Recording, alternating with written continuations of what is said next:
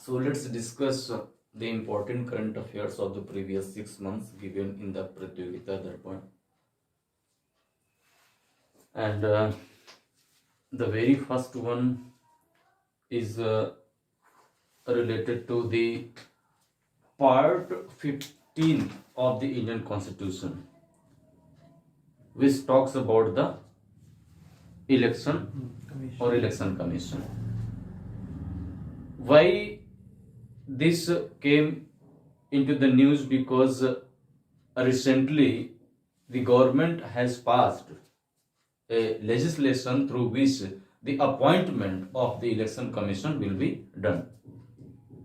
As far as the Constitution of India is concerned, there is no any hard and fast rule to appoint the election commission of India. This responsibility has been given to the government, or you can say to the parliament. So because in the constitution there is no any clear-cut law, therefore what had happened before this legislation, Supreme Court of India, the top court of the country, it had given a verdict against a plea filed by somebody. And what was that verdict? That a committee will be formed in order to appoint the chief election commissioner and the other election commissioners. And top court also told that there should be no any interference of the government. The distance should be made as much as it is possible, because elections are very significant to legitimize the democracy of any country. And the top court of the country told that a select committee will be there, and in that select committee there will be 3 members. The first one will be the Prime Minister, the second one will be the leader of opposition, and the third member of that selection committee will be no one else but the Chief Justice of India himself, CJI. So you can very easily understand that the leader of opposition will never go with the wing of the government, and the CJI, the judiciary, is already separated through the Article 50 of the Indian Constitution. So there was a very less possibility that the Chief Election Commissioner, who will be appointed through this select committee, there is a possibility that he will be maintaining a great distance from the government. But what happened that the government, they brought a new law to cancel out this effect, where the government was not in a very beneficial position. And what is that bill which has been passed by the parliament? Through that bill, it has been told that in this select committee, the members, the 3 members will be, the first one will be the PM, and the second will be the leader of opposition, and the third member will be the cabinet minister. Any cabinet minister, and that cabinet minister again will be nominated by this PM. So where is the space for the CGI? Where the CGI has gone? CGI is missing now. So this is the main bone of contention here, that this bill which has been brought by the government, it is completely against the verdict which had been given by the top court of the country, in which CGI was the important part of that select committee. And here, because this cabinet minister and these two people are together, then certainly who will be in a heavy weight position. So that's why the questions are being raised that the position of the election commissioner of India is not very much transparent, is not very much neutral.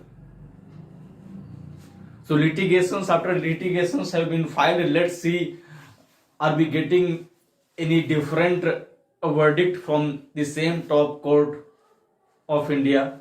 Only time will tell the real story. So this was the thing. By the way, who appoints the chief election commissioner? That is the president.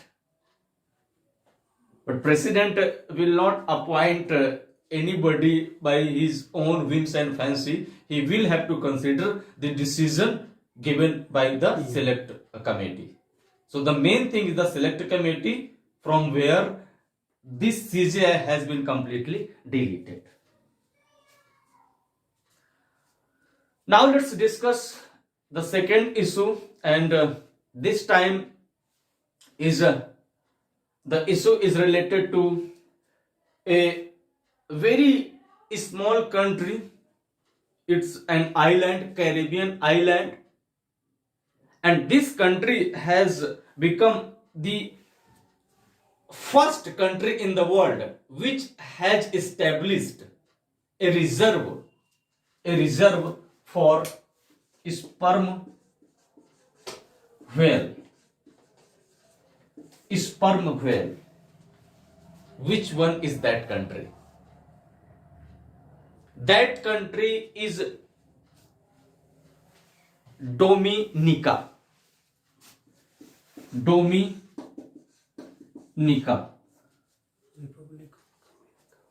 So this Dominica has become the first country in the world which has exclusively designed a reservoir or a reserve area for protecting these sperm whale. Because you may have heard the tiger reserve, you may have also heard the elephant reserve and other reserves, but you may have not heard this sperm whale reserve. And Dominica, such a tiny and small islandian country in the Arabian Sea, has become a role model for rest of the world when it went to establish the world's first reservoir for the sperm whale.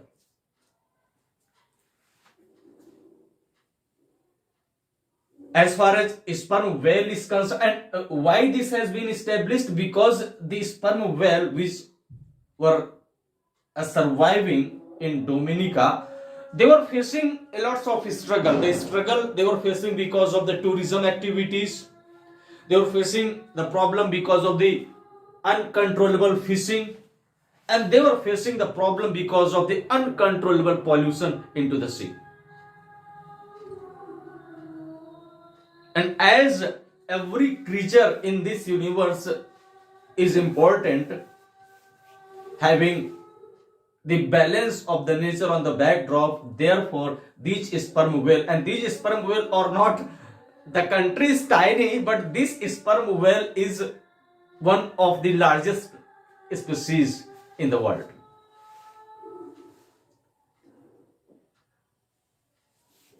By the way, there are various varieties of the whale. The whale which we are very familiar with, that is the blue whale. But the size of this sperm whale is not as big as the blue whale, but certainly their size is bigger than the size of the elephant. The average weight of an elephant is how much? 5,000 kg.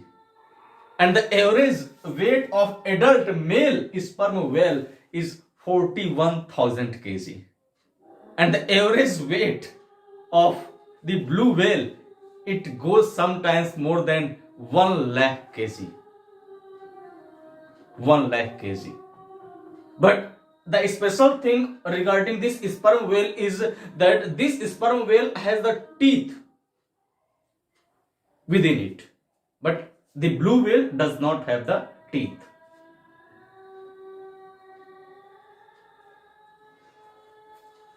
So I'm not going to give a distinctive analysis between the blue whale and the sperm whale. That's why, because my objective is to tell you that the first reservoir for the sperm whale has been established by such a tiny island country called Dominica.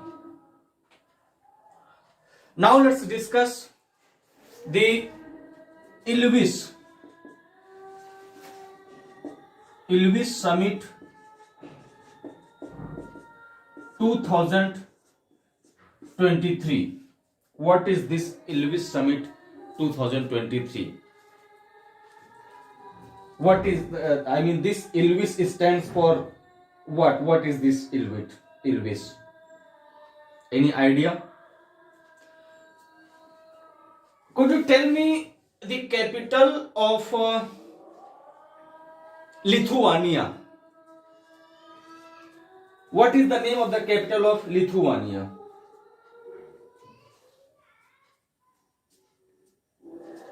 Actually, the capital of Lithuania is Vilnius. Okay, so you remove this Ilvis and place the Vilnius. So Vilnius Summit 2023. This is the right thing here.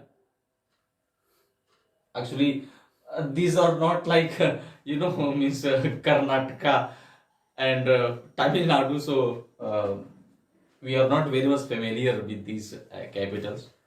By the way, Lithuania is famous for what?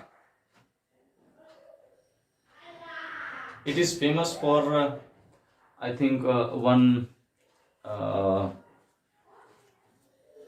mineral which is found very much in Lithuania, which is used in the mobile battery. Lithium. Lithuania for lithium. Oh, I don't know. So Vilnius Summit 2023. Why it came in the news? This came in the news because in Vilnius is the capital and also the largest city of Lithuania.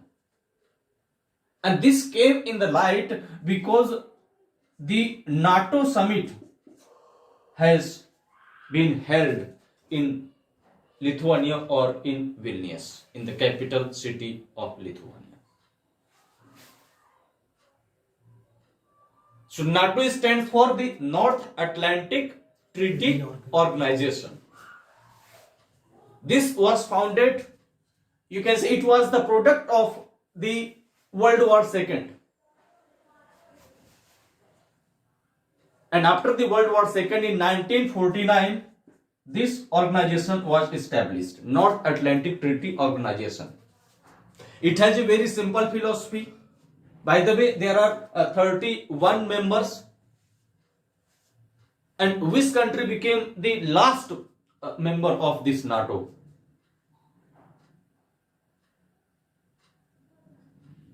The 31st member of NATO. Tell me. Ukraine.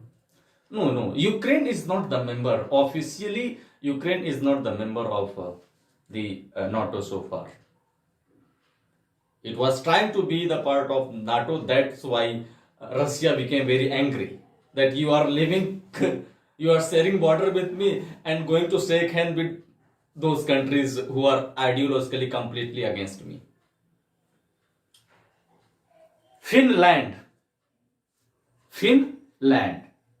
So Finland is the latest country which became the part of this NATO.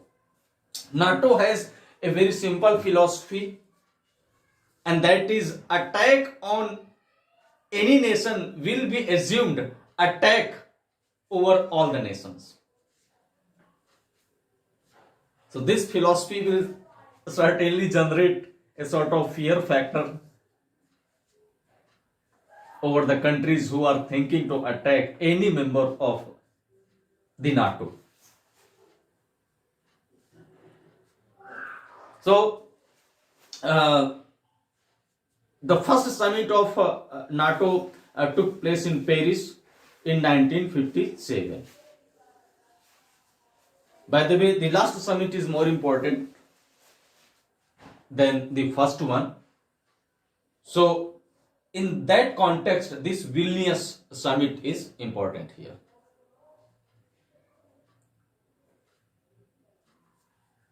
Now let's discuss about the one more country, but this country has the structure like what? The structure like Chile, and the name of the country is also Chile or Chile. Sometimes we pronounce it Chile, as this is a Spanish word. So why this Chile is being discussed?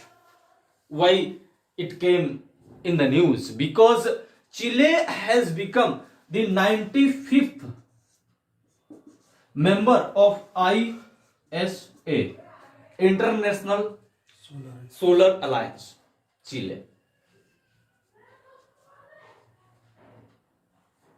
And what is this International Solar Alliance?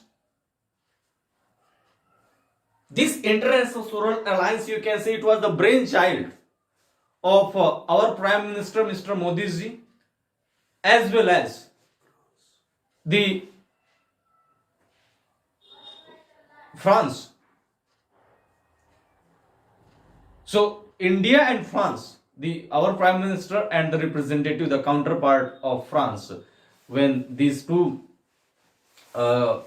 leaders came together, they gave the idea of this International Solar Alliance. Basically, they want to promote this solar energy, as it is one of the cleanest form of energy, and you know the whole world is running behind the cleanest form of the energy. That's why this recently this COP28 took place. So this idea of the ISA, it was coined in the Paris summit in 2015, COP21. So during COP21, this ISA came into existence with the help of India and France, because Paris summit took place in 2015 when COP21 happened. So the important thing is here that the 95th country, by the way, the countries, those are located between either partially or completely between the Tropic of Cancer and the Tropic of Capricorn. They all are supposed to be the member of this ISA. But till now there are around 120 countries. But till now 95 countries have officially, you can say, they have ratified. Ratified means they have officially approved it. So let's see by when the remaining countries will be the part of, officially the part of this ISA. When they are ratifying it. So in that context, this Chile, the 95th one, came in the news. Now let's talk about some of the books. But before the book, I want to tell in one line, world's largest meditation center has been established in which city? The name of that meditation center is Soesar Veda. In which city in India? In Varanasi. See, the world's largest meditation center has been established in Varanasi. Varanasi. And the objective? The objective is very simple: to enrich the people with the spiritual knowledge, as Meditation is the thing which enables a person to listen the sound of the silence.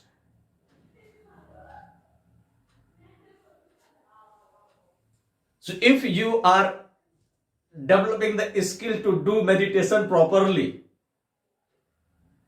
you can open your sixth sense and you can visualize which or what is not visible to a common man.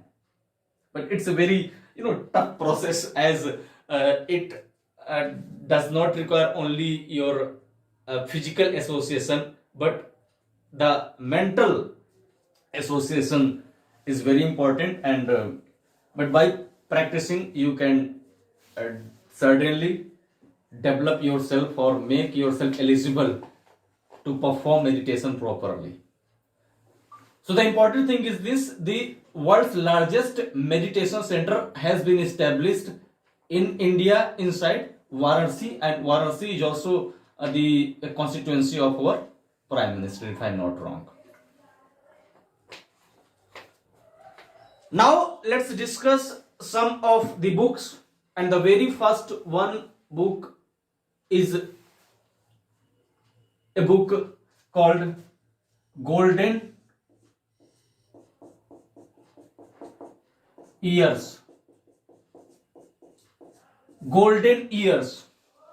This book has written by whom? Golden Years. This book has written by a very famous writer whose name is Ruskin Bond. Only name is sufficient. Ruskin Bond. He's also became very famous for writing a serial called Ek Tha Rusty. It has also been telecasted in Doordarshan. Ek Tha Rusty. Rusty is a fictional character who lives somewhere in Uttarakhand. By the way, this Ruskin Bond, the name may seem you little foreigner, but the reality is that the Ruskin Bond was born in Solan district inside Himachal Pradesh.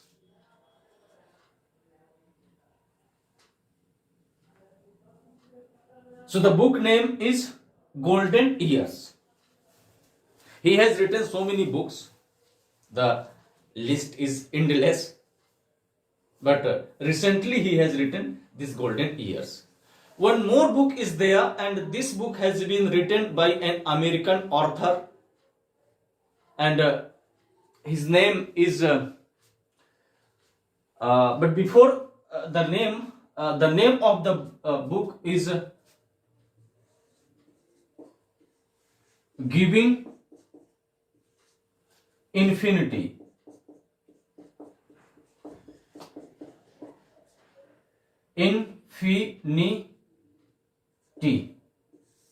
Giving infinity. What is this giving infinity? It's not giving, it's going. Okay, going infinity. Going infinity. And the writer is Michael Lewis. Michael Lewis is an American author. He also writes in some of the famous newspapers.